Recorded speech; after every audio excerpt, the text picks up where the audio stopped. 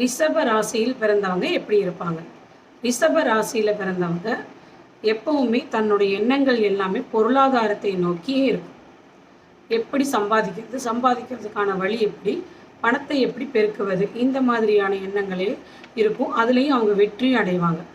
இவங்க தன்னுடைய சம்பாதியம், அதாவது உழைச்சி சம்பாதிச்சது கம்மியாக இருக்கும். அந்த உழைச்சி சம்பாதிச்ச பொருளாதாரத்தை இன்வெஸ்ட் பண்ணி அதிக அளவில் சம்பாதிப்பாங்க, பெருமளவில் சம்பாதிப்பாங்க.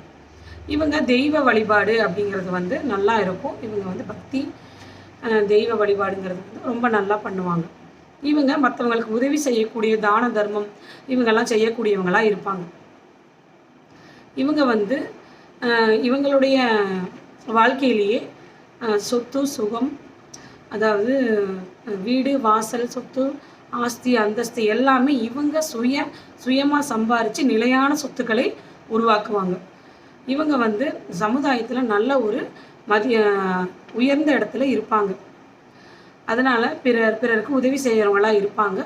இன்னொன்று, இவங்க தன்னுடைய சுய சம்பாத்தியத்தில் ஆஸ்தி அந்தஸ்தெல்லாம் சேர்த்து வச்சு அதையும் அனுபவித்து வாழக்கூடியவங்களாக இருப்பாங்க.